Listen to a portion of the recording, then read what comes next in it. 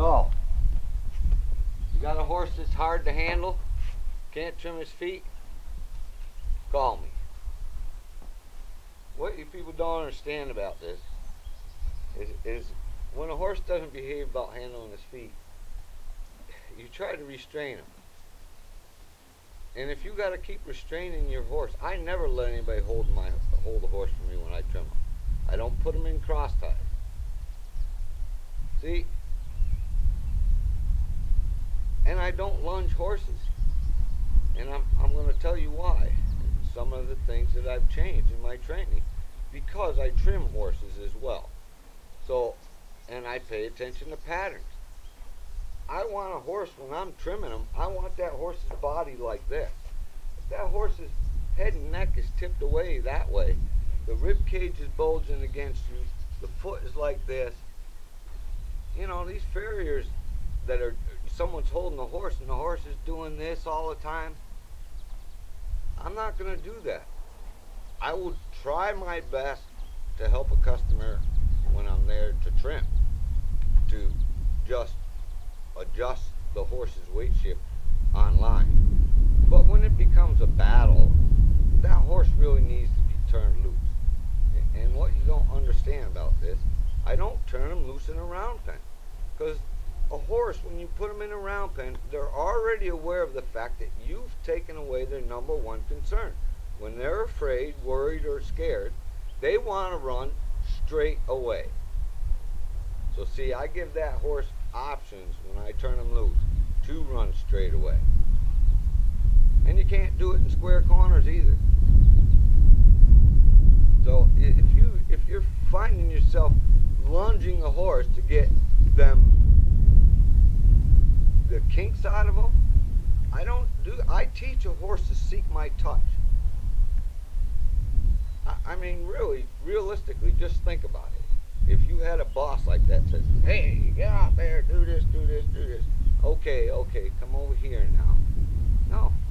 I allow them to run away and let their own self-preservation and their own awareness teach them being with me is the best place to be. I want a horse to seek my touch. Don't misunderstand me. If a horse, and I got a horse loose, and if the horse offers me tension when I'm offering him softness, yes, I will tell him to get away from me. But see, the way I do it now, that horse learns on its own when it gets away from me. It was his option to leave me. I didn't tell him to leave me, and I don't make him run. There's a difference. So, I'll tell you, I trimmed this horse twice, and then I cleaned her up a little bit here. And when I talked about herd bound, see, I pay attention to patterns, and I'm aware. See, you people lack awareness. The first time that I did trim her, I did her in the arena, but the aisleway was full of horses. You know? See, she's herd bound. So having all those horses in close proximity, she was a lot less nervous. So the first time I messed with her, I turned her loose because I was just listening to how much trouble this horse had been to trim. I just turned her loose. And I really had the feeling that that day I could have trimmed her. But I said, there was really no need to push it. I said, I'll come back and work with her again. And the second time I did her, I put her online, never turned her loose. And I checked all fours to see if I could handle her. And I said, hey, I'm going to trim this horse today. And I did without any trouble. But then the second time I trimmed her, nobody was around. No other horses were in the barn. And she gave me a lot more trouble. Now she's been here, well, today's Wednesday, I think I brought her here Friday, so, and I didn't start working her till Sunday. So, we'll just see how she allows me to handle her feet this morning. And the other thing, what I want you to see is if her weight shift is wrong. Watch, that's why I got the camera set up behind her. I want you to see that when I'm on this side of her, I'm going to ask for curvature this way. Same thing when I'm on that side of it. I'm going to ask for curvature this way. And another thing I'll tell you, if you're still driving a horse's head and neck away from you, you're doing it wrong. Because that and lunging teaches a horse to stand this way, avoiding. If you're standing here, they stand like this. Yes, they will stand for the farrier, but it's really still, I have horses I trained that way years ago. Yes, they'll stand for me, but it's nowhere near as comfortable as when you teach a horse this way. When you teach a horse this way, you find out that you can work the kinks out of them without lunging. They understand you have to do this enough so that they understand. I better pay attention to Bill because my only other option is to run away, and I've tried that several times, and it doesn't work. So maybe I should just pay attention to Bill. So just watch her spine, and if it's not, I'm going to ask her. See, and when I was talking about driving the head and neck, push the shoulder. Don't push the head and neck. When you push the shoulder, you'll find out that you start to get this.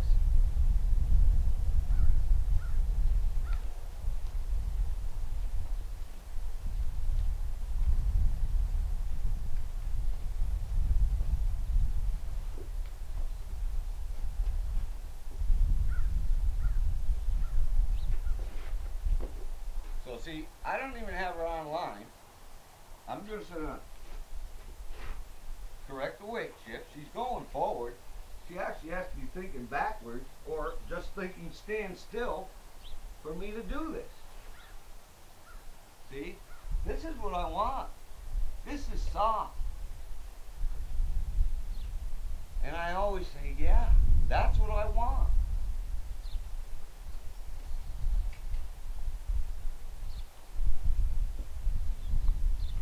See, she's out of balance.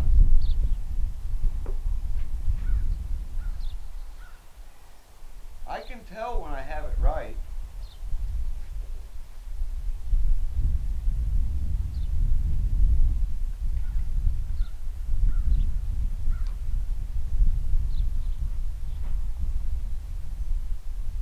Then I just put it down and relax.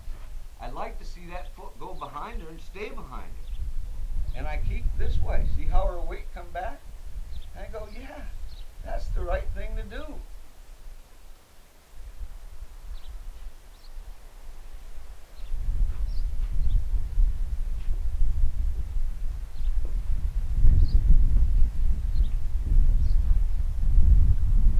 See? I have pretty good curvature there.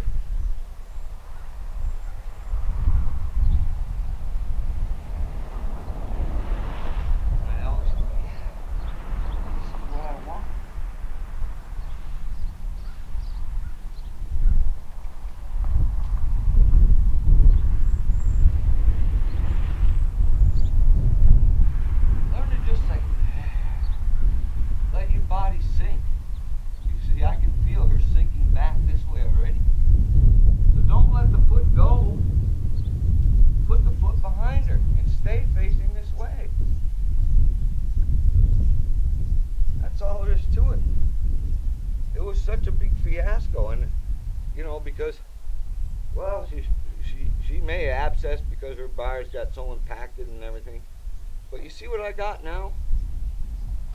You got a problem, horse? Call me. I'll fix them.